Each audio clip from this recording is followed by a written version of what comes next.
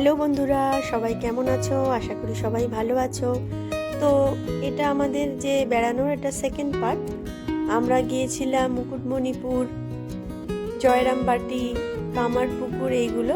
তো আজকে আমাদের শেষ ডেস্টিনেশন হচ্ছে শুশুনিয়া পাহাড়। তো চলো আমরা শুশুনিয়া পাহাড়ের দিকে যাই। এই যে আমরা ওখান থেকে রওনা দিলাম 4:30 নাগাদ, আর এই যে পৌঁছে যাচ্ছি প্রায় 4টে নাগাদই হবে। দেখো দূর থেকে পাহাড়টাকে দেখা যাচ্ছে, কত সুন্দর লাগছে। আর আমরা আগের বারে সিকিম গিয়েছিলাম, তো সেখানে তো এইরকম অগাধ অনেক বিশাল বিশাল পাহাড় ছিল। তো সেটা তো অনেক দূরত্বে, কিন্তু কাছাকাছির মধ্যে এটা আমাদের কাছে বেস্ট। শুশুনিয়া পাহাড়, অযোধ্যা পাহাড় এগুলো সব বাঙালি প্রায় গিয়েছে। তো এই পাহাড়ের দিকে আমরা যাচ্ছি, আর একটু সন্ধে সন্ধে মতো হয়ে আসছে, তাই আমাদের চিন্তা যে ঢুকতে দেবে কিনা। আর এরকম দেখো বাচ্চাদের এরকম ড্রাইভিং করার আছে। আর দেখো এখানে কত রকম এরকম মেলা বসেছে, মেলাই বলা যায়। এগুলো সবসময়ই থাকে বাঁধা দোকান। তো এখানে নানা রকম মূর্তি, মাটিরও আছে, আর ওই যে প্লাস্টার প্যারিসেরও আছে, আর রাবারেরও আছে। তো আর এই দেখো এখানে এরকম পাথরের গুঁড়ো দিয়ে যেসব মানে সরা টাইপের বা গামলি এরকম যেরকম বানানো হয়, তারপরে রেকাব এইগুলো। আর এখানে এই যে দেখো আমরা সামনাসামনি চলে এসেছি, আর এখানে কাঠের জিনিসও অনেক আছে দেওয়ার জন্য। 50 টাকা থেকে শুরু, 20 টাকারও আছে, আর 300 টাকা, 350 টাকা, 400 এরকম নানা রকম সবজি এখানে পাওয়া যাচ্ছে। আর এই যে দেখো এখান থেকে আমরা উঠছি, এই যে উপরে একটা মন্দির আছে, তো সেই মন্দিরেই আমরা উঠছি। সামনে ওঠার মুখেই এইখানে একটা এরকম জল পড়ছে, এই জলটা নাকি খুব ভালো, মানে পাহাড়ের জল, ঝর্ণার জল, যেটা খুব ভালো। কিন্তু আমাদের আর ওটা নেওয়া হলো না, তাড়াতাড়ির মধ্যে ছিলাম। আর এই যে এখানে একটা মন্দির আছে একটু উঠেই, অর্থাৎ পাহাড়ে উঠতে হবে না, তার আগেই। আর পাহাড়ে ওঠাও আমাদের মানে সন্ধে হয়ে যাচ্ছিল, তো উঠতে পারলাম না। আর এই যে বাবুর একটু ছবি তুলে নিচ্ছি।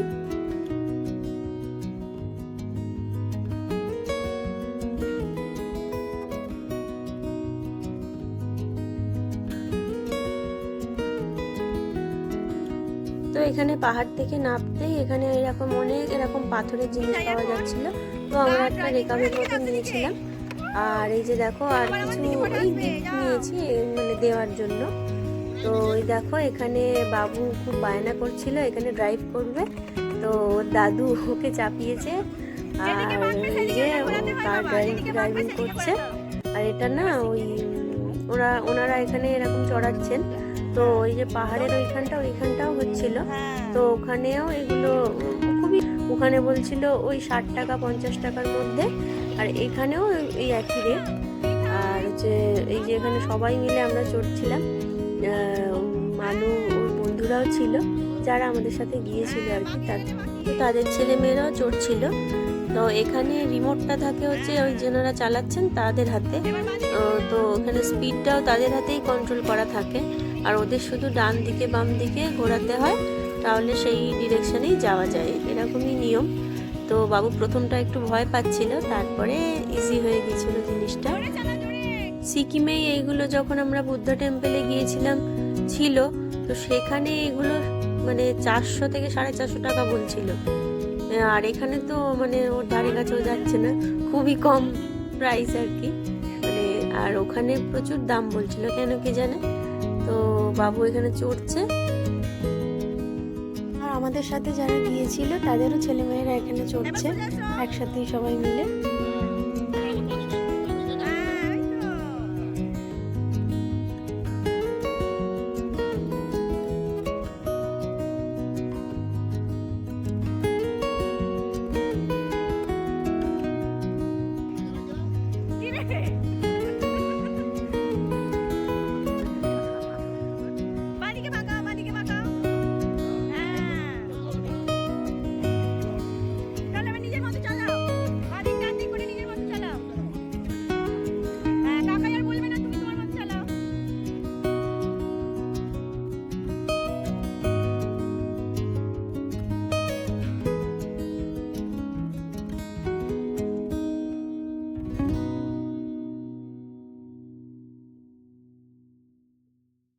মজা লাগলো, মজা লাগলো। খুব মজা লেগেছে। মুখের অবস্থা একদম তাই হয়ে গেছে।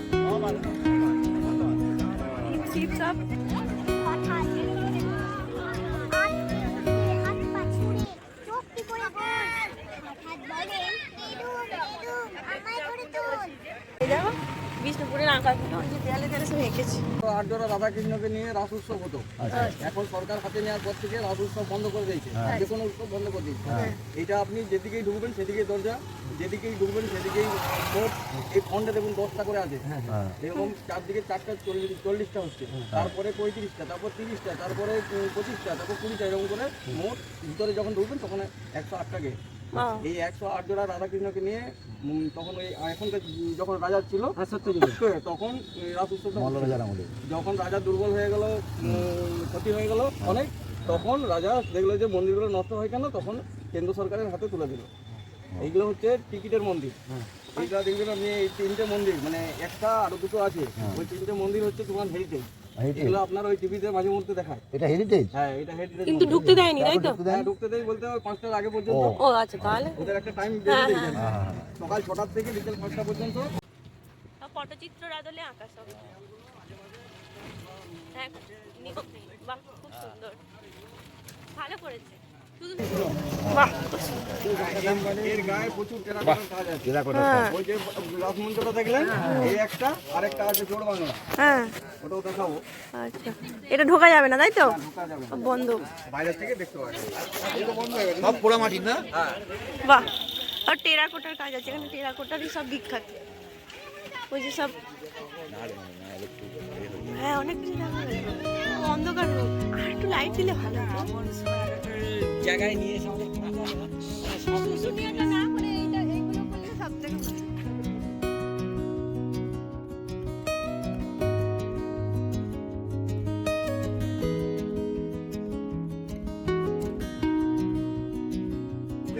পুজো প্যান্ডেল তো এই আদলে হয়, পুজো প্যান্ডেল এই আদলেই হয় এর মধ্যে। এখানে অনেক টেরাকোটার কাজ আছে, দেখা যাবে। ওনারা বলছিলেন যে এইখানে যে টেরাকোটার কাজগুলোর ডিজাইনগুলো করা আছে, এগুলো বালুচুরি শাড়িতে বা অন্যান্য শাড়ি যেসব, এই ডিজাইনগুলো এখান থেকে বসানো হয়, মানে এখানে দেখেও এখানে করা হয়।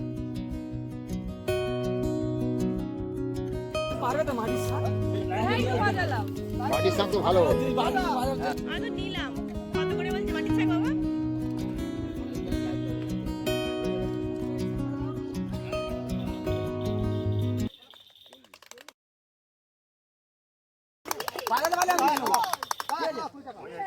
ছবিগুলো আছে না, টেরাকোটার বলে।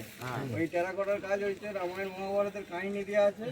এগুলো দিনের বেলা দেখলে আরো ভালো লাগতো, কিন্তু এই ছবি দেখে আপনার ওই যে বালুচুরি যে শাড়ি হয়, ওই শাড়িতে ডিজাইনগুলো আছে নাকি? ওই মাঝে মাঝে টিভিতে এইসব 3টে মন্দির দেখলেন না, রাসমঞ্চ, শ্যামরাই আর এই জোড় বাংলা, এই 3টে মন্দির হচ্ছে হেরিটেজ।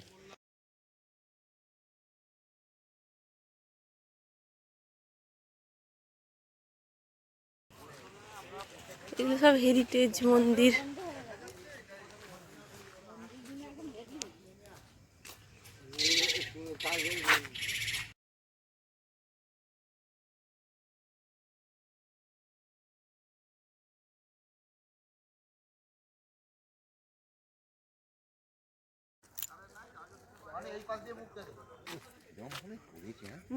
ওগুলো পুরো পুড়িয়ে কালো করে ফেলেছে উপরটা, চালগুলো শক্ত জামিট। কি করে, কি প্রসেসে করলো বলো তো বাবা? শুধু মাটির, পোড়া মাটির। হ্যাঁ, রোদ জল বৃষ্টি কত কিছু হচ্ছে বলো তো, কত সাল ধরে হচ্ছে, কিচ্ছু হয়নি। ও আর দেখতে হবে, দেখতে হবে না, কিছু দেখা যাবে না। এই ফ্রন্টটা ভালো লাগছে। আচ্ছা, টিভিতে দেখিয়েছে, এটা আবার পাথরের, ওইটা পোড়া মাটির তো, আর এটা পাথরের, তাই তো?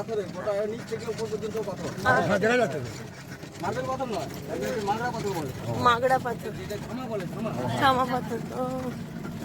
কত লং চূড়াটা ভালো করে একটু আলোর ব্যবস্থা কেন করে না কে জানে, বলো? এই নিচে দিয়ে যে হ্যালোজিন গুলো দেয় কত সুন্দর। রাজার বাড়ির গেট, এই মল্ল রাজা যেটা মল্লরাজের বাড়ি ওই হয় দেখা হলো। 1983-তে মারা যাওয়ার পর থেকে মানে ওই বাড়ি আস্তে আস্তে ধ্বংসের দিকে চলে গেল। মন্দিরগুলো চলে যেত যদি সরকার হ্যাঁ ছেলে তা ওনাদেরই আন্ডারে এগুলো আছে তো, ওনাদের যে সম্পত্তি। আমাদের মন্দিরগুলো আর নেই, কারণ ওগুলো সরকারের হাতে তুলে দিয়েছে তো। আর বাড়িটা, আর বাড়িটা আছে, এই গেটটা কোটে ঠাকুর আছে, আচ্ছা সেগুলো দাঁড়িয়ে আছে। এটা হচ্ছে পাথরের গেট, আচ্ছা এটা বড় গেট, আর ওই একটা দেখতে পাচ্ছেন ওটা ছোট গেট। ওই ছোট গেট পার হওয়ার পরে চ্যানেল ছিল, মানে জলাশয়। জলাশয় পার হওয়ার পরে বড় গেটে ঢুকবে, ঢোকার পরে প্রবেশ করবে রাজবাড়ি। আচ্ছা আচ্ছা এটা পুরো পাথরের, এই যে যে মাগড়া পাথর বলছি, ঝামা পাথর। পুরো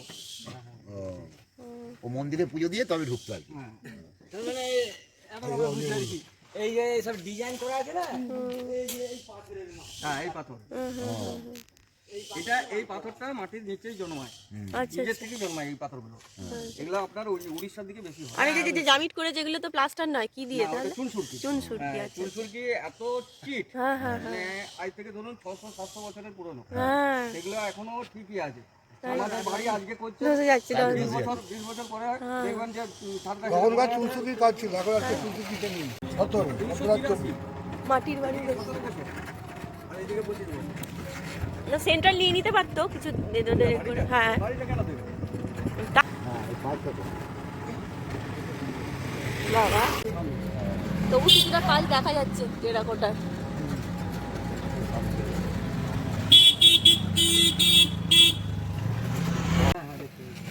মা দুর্গা। আচ্ছা এখানে দুর্গাপুজোটা, রাজবাড়ির যে দুর্গাপুজো সেটা আপনার 15 দিন আগের থেকে শুরু হয়ে যায়। এবারে এখানে 3টে কামান আছে এরকম সাইজের, এই 3টে কামান ওই অষ্টমীর যে সন্ধি পুজো হয়, ওই যে গেটটা দেখলেন ওইখানে একটা উঁচু ডিঙের মতন আছে, এইখানে বারুদ গেঁদে ওইখানে নিয়ে যাওয়া হয়, নিয়ে গিয়ে ওই অষ্টমীর যে সন্ধি পুজোর যে টাইমটা থাকে সেই টাইমে ফাটানো হবে। এবং এই শব্দ দূষণ বা মাটির যে কম্পনটা, ওইটা বাঁকুড়া ডিস্ট্রিক্টের যত দুর্গা মন্দির আছে এইখানে শব্দ পেলে ওরা জানবে যে দিনাজপুর রাজার কামান ফাটানো হয়ে গেল, তখন পুজো শুরু হলো। বাঁকুড়া ডিস্ট্রিক্টের যত দুর্গা মন্দির আছে, বাবা তাতে ভয়ানক আওয়াজ হতো। আর প্রচুর মানে হাজার হাজার মানুষ এই কামান ফাটানোর জন্য সব দেখতে আসে। যারা কামান ফাটাতে দেখতে যায় তখন ওইখান থেকে আর এইখানে পুজো দেখতে আর পাবেন, কেননা ওইখান থেকে আস্তে আস্তে তখন তো পুজো শেষ হয়ে যায়, মানে এত ভিড় হয়। 12-13 বছরের একটা বাচ্চা মেয়ে ওই সামনে দাঁড়িয়ে ছিল। আচ্ছা, তখন এই ওই ছোটকে পার হওয়ার পরে এইখানে একটা ছিল, এসে জল ছাড়া থাকতো আর পুলিশ থাকতো। হ্যাঁ, ওইখানে যুদ্ধ করে যদি পার পেয়ে যেত তাহলে ওই বড় গেটে আর আসতে পারতো না।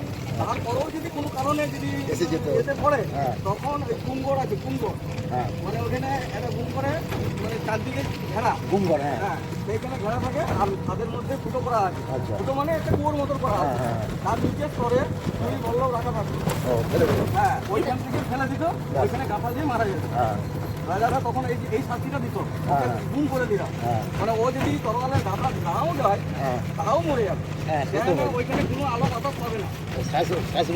ওখানে জঙ্গলে ভিতরে ওই কুম্ভটা ছিল, বহু লাশ ওর মধ্যে পড়ে আছে। এখন আজ থেকে 500-600 বছর আগের কথা বলছি, এখন সব মাটি হয়ে গাছ বেরিয়ে গেছে। হ্যাঁ, ওইটা সরকার মানে দেখলো না বলে এখন ঘোর জঙ্গলে পড়ে আছে। তার মধ্যে কিছু কিছু দেয়াল ক্ষতি হয়েছে। সামনে কথা বলবে আমার দেবতা আমার বাবার সম্বন্ধে আমি তার কাছে কিছু শুনতে চাই না। 11:51 ওটাই ছেড়ে দিলে না 11:30 নাগাদ, না 11:30 নাগাদ ছাড়লো তো। 11:47 চিনি কাটটা কোনটা? না ও তো মমতা কুলকার্নি।